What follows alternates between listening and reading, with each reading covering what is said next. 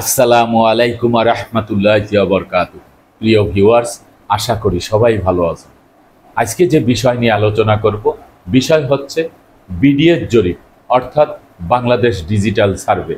এই বিডিএর জরিপে যদি আপনার নাম রেকর্ডভুক্ত না হয়, অন্যের নামে হয়ে যায় বা সরকারের নামে হয়ে যায়, তাহলে আপনার মালিকানা হারাবে।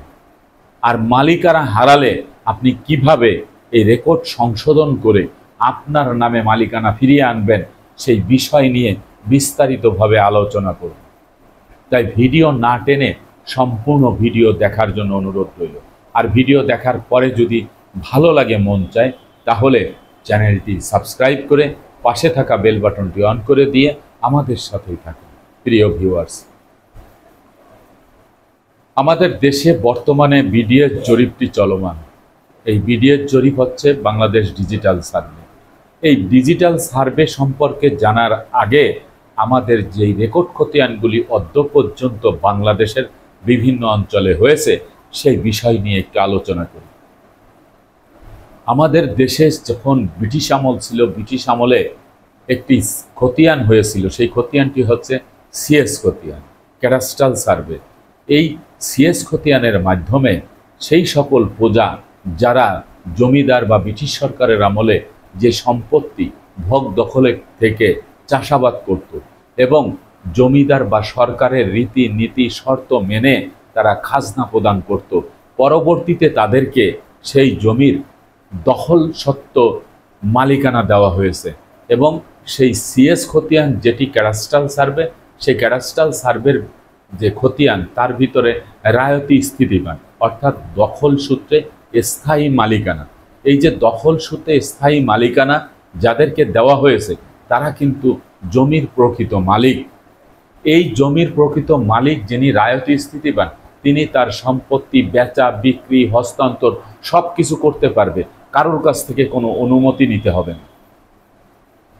এই সিএস খতিয়ানের পরে যখন পাকিস্তান সরকার ক্ষমতায় আসলো, তখন তড়িঘড়ি করে এই জমিদার প্রথা বিলুপ্ত করে দিয়ে ব্রিটিশ সরকার যখন এই দেশ থেকে চলে গেল, তখন পাকিস্তান সরকার আরেকটি রেকর্ড খতিয়ান করলো।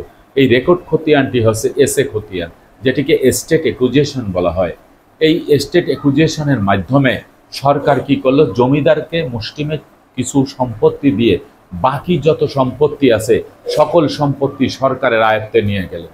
এবং সরকারের আয়ত্তে নেওয়ার পরে এই এস্টেট অ্যাকুইজিশনের মাধ্যমে সরাসরি সিএস খতিয়ানের রায়তি স্থিতিবান যারা আছেন তাদের নামে আবার এসএ খতিয়ানটি কিন্তু তৈরি করে দিলেন। পর্যায়ক্রমে পরবর্তীতে বাংলাদেশে যে রিভিউশনাল সার্ভে আরএস খতিয়ান, বাংলাদেশ রিভিউশনাল সার্ভে বিআরএস খতিয়ান, এই যে চারটি খতিয়ান কিন্তু হয়েছে, তিনটি জেলা বাদে যেখানে সিএস খতিয়ান হয় নাই। তো বাকি যে চারটি খতিয়ান, তারপরে হচ্ছে চর অঞ্চলে গিয়ে তারা দিয়ারা জরিপ করেছে এবং সিটি এলাকাতে সিটি জরিপ করেছে। এই যে খতিয়ানগুলি, এই খতিয়ানগুলি সরকারের উদ্যোগে তারা কিন্তু খতিয়ান করে। কোনো জমির মালিক বা লোকালয় থেকে সামাজিকভাবে এই রেকর্ড খতিয়ান কিন্তু করা হয় না। রেকর্ড খতিয়ান করা হয় সরকারের নির্দেশে। সরকারের যে সংশ্লিষ্ট বিভাগ, ভূমি মন্ত্রণালয়ের ভূমি অফিস, যেটি সেটেলমেন্ট অফিস, সেটেলমেন্ট অফিসের যে কর্মকর্তারা, সার্ভেয়ার যারা আছে, কর্মকর্তা কর্মচারী, তারা সরজমিনে গিয়ে ফিতা দিয়ে মেপে তারা কিন্তু এই ম্যানুয়াল পদ্ধতিতে এই রেকর্ড খতিয়ানগুলি তৈরি করেছেন। এই রেকর্ড খতিয়ানগুলি তৈরি করার পাশাপাশি তারা জমির যে নকশা, যে ম্যাপ বা মানচিত্র, সেটিও কিন্তু তারা তৈরি করে দিয়েছে। এর উদ্দেশ্য হচ্ছে সরকারের দুইটি। একটি উদ্দেশ্য হচ্ছে সরকারের যে প্রাপ্তি ভূমি উন্নয়ন কর, সেই ভূমি উন্নয়ন কর যাতে করে সরকার খুব সুন্দরভাবে সঠিক সময়ে আদায় করতে পারে, সেজন্যই এই রেকর্ড খতিয়ানটি তৈরি করা। আর দ্বিতীয় উদ্দেশ্য হচ্ছে সরকার জানতে চায় যে এই সম্পত্তিটি কার কাছে আছে, কি পরিমাণ সম্পত্তি আছে এবং কোন শ্রেণীর সম্পত্তি আছে, এই সম্পত্তি থেকে কি পরিমাণ ভূমি উন্নয়ন কর আদায় হবে। এবং সরকারিভাবে এই যে মালিক, এই মালিকের নাম যাতে করে রেকর্ড বইতে এন্ট্রি করা থাকে, তালিকাভুক্ত করা থাকে, রেকর্ডভুক্ত করা থাকে, যাতে করে একজনের সম্পত্তিতে আরেকজন ভাগ বসাতে না পারে, একজনের সম্পত্তি আরেকজন জোর জবরদস্তি করে নিয়ে যেতে না পারে। যদিও নিয়ে যায় তাহলে সেটি আদালত কর্তৃক ফিরে আনার ব্যবস্থা আছে।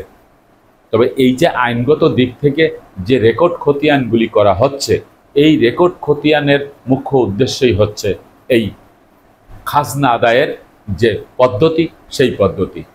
এরই ধারাবাহিকতায় সরকার এই রেকর্ড খতিয়ানকে আরও উন্নত করার জন্য, সুন্দরভাবে নির্ভুলভাবে করার জন্য এই বিডিএস জরিপটি চলমান রেখেছেন এবং বিডিএস জরিপ করার উদ্যোগ নিয়েছেন।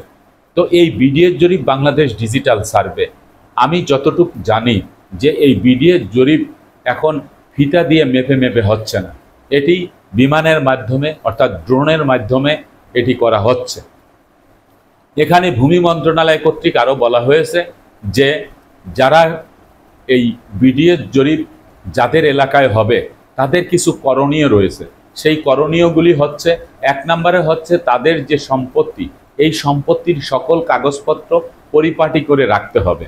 অর্থাৎ জমির যে মালিকানার যে চেইন, সেই চেইন ঠিক রেখে তারপরে জমির যে সীমানা পিলার, অর্থাৎ তার যে সীমানা, সেই সীমানাটা পরিষ্কার করে রাখতে হবে, যাতে করে তার সম্পত্তি ডকুমেন্টস দেখে তার নামে যেন এই বিডিএস জরিপটি হয়। বিডিএস জরিপটি ম্যানুয়াল পদ্ধতিতে হবে না, এটি হচ্ছে ডিজিটাল পদ্ধতিতে হবে। যার কারণে বর্তমান যে ভূমি মন্ত্রণালয়ের যে কর্তৃপক্ষ, তারা যে কথাটি বলেছে যে 100 বছরের ভিতরে আর এই জরিপটি, আর কোনো জরিপ বাংলাদেশে হবে না। তো এই কথাটি বলার কারণে আমরা অনেকেই ভেবে নিয়েছি যে 100 বছরের ভিতরে যেহেতু এই জরিপ আর হবে না, সেই হেতু আমাদের মালিকানা হারিয়ে যাবে। এটা সম্পূর্ণ একটি অসত্য কথা। 100 বছরের ভিতরে জরিপ হবে না সেটা সত্য কথা, কিন্তু আপনার রেকর্ডটি যদি বিডিএস জরিপে চলে যায়, আপনি যে মালিকানা হারিয়ে ফেলবেন, এটি অসত্য কথা। কেন অসত্য কথা? আপনার জমির যদি সিএস খতিয়ান থাকে, এসএ খতিয়ান থাকে, আরএস খতিয়ান, বিআরএস খতিয়ান, প্রত্যেকটি খতিয়ান যদি আপনার দলিলের সাথে মালিকানার চেইন যদি সংযুক্ত থাকে, এর মধ্যে যদি কোনো গ্যাপ না থাকে, তাহলে ভুলভাবে যদি আপনার এই জমির খতিয়ান যদি বিডিএস জরিপে যদি আপনার নাম না এসে যদি অন্য কারো নামে যদি চলে আসে, বা উদ্দেশ্য প্রণোদিতভাবে যোগ সাজসে শত্রুতা করে যদি অন্যে আপনার এই বিডিএস জরিপ করে নেয়, তাহলে আপনি কিন্তু আইনগত দিক থেকে ব্যবস্থা নিতে পারবেন। 30 দিনের মধ্যেই কিন্তু আপনি আবার সেটেলমেন্টে মকদ্দমা করতে পারবেন। তারপরে যখন ফাইনাল প্রিন্ট চলে আসবে, আপনি ল্যান্ড সার্ভে ট্রাইব্যুনালে মকদ্দমা করতে পারবেন। সেখানে সময় না পেলে আপনি দেওয়ানি আদালতে মকদ্দমা করতে পারবেন। জরিপের সিস্টেম বদলি হয়েছে, কিন্তু জরিপ দ্বারা মালিকানা পরিবর্তন হবে না, সিস্টেম পরিবর্তন হয়েছে।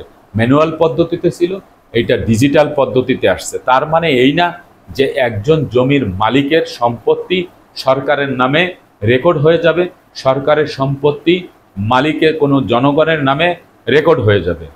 গণপ্রজাতন্ত্রী বাংলাদেশ সরকারের ভূমি মন্ত্রণালয় কর্তৃক অন্তর্বর্তীকালীন সরকারের যে উপদেষ্টা যিনি আছেন, ভূমি উপদেষ্টা, তিনিও কিন্তু কিছুদিন আগে এই বিডিএস জরিপ সম্পর্কে একটি আহ্বান জানিয়েছেন সবার প্রতি এবং কঠোর নির্দেশনা দিয়েছেন সেই বিদেশি কোম্পানিগুলিকে এবং সেটেলমেন্ট অফিসার এবং কর্মকর্তা কর্মচারীদের, যে কোনোভাবেই যেন 1 ইঞ্চি সম্পত্তি, জনগণের সম্পত্তি, যেন সরকারের নামে বিডিএস জরিপটি না হয়, আবার সরকারের কোনো সম্পত্তি যেন জনগণের নামে রেকর্ডটি না হয়।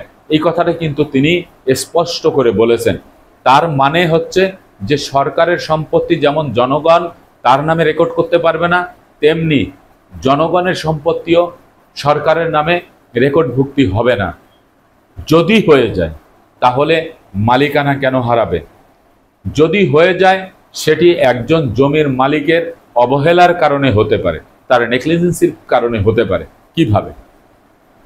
দেখা গেছে যে আপনার জমির দলিল আছে, আপনি দখলে আছেন, আপনার দলিলের সাথে যতগুলি খতিয়ান থাকার কথা ছিল ততগুলি খতিয়ান হয়েছে, পরবর্তীতে একটি খতিয়ান অন্যের নামে হয়েছে, আপনি রেকর্ডটি সংশোধন করার জন্য বিজ্ঞ আদালতে মকদ্দমা করেন নাই বা সরকারের সংশ্লিষ্ট বিভাগে জানান নাই।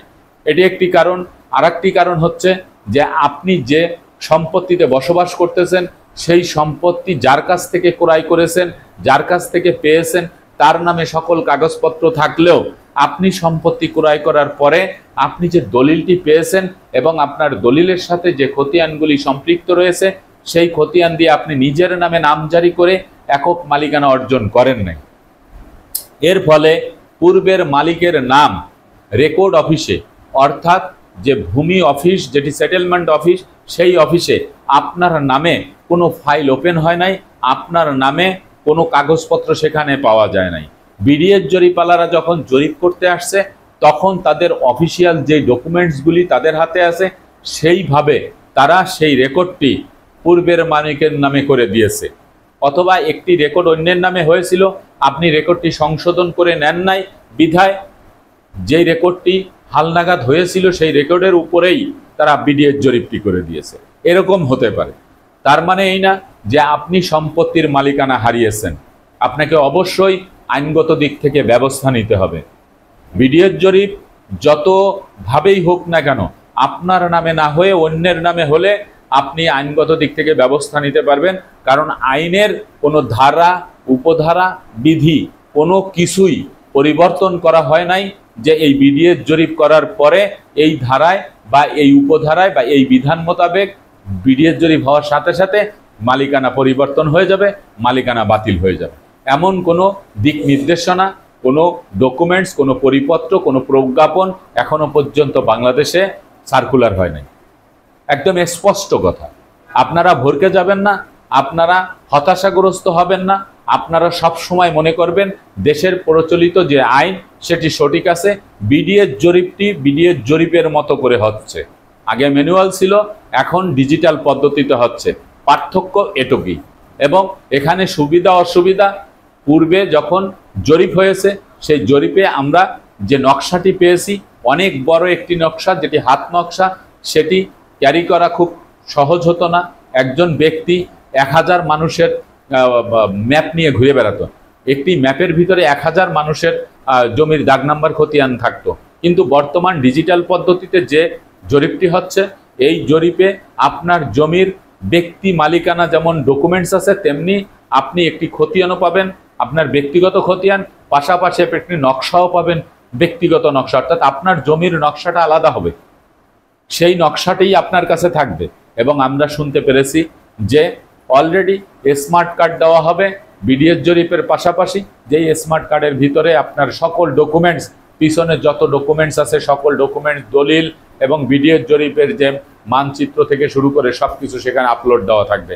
আপনি দেশে থাকেন আর প্রবাসে থাকেন, সেখান থেকে আপনি কম্পিউটারে আপনি পেন ড্রাইভের মতন আপনি সেটাকে দিয়ে আপনার ডকুমেন্টস আপনি ডাউনলোড করে প্রিন্ট করতে পারবেন, এমনটিই কিন্তু বলা হয়েছে। তো এখানে নার্ভাস হওয়ার কিছু নাই যে সম্পত্তি বিডিএর জরিপ আরেকজনের নামে হয়ে গেলেই তিনি সেই সম্পত্তির মালিক হয়ে যাবে, যেহেতু 100 বছরের মধ্যে আর জরিপ হবে না।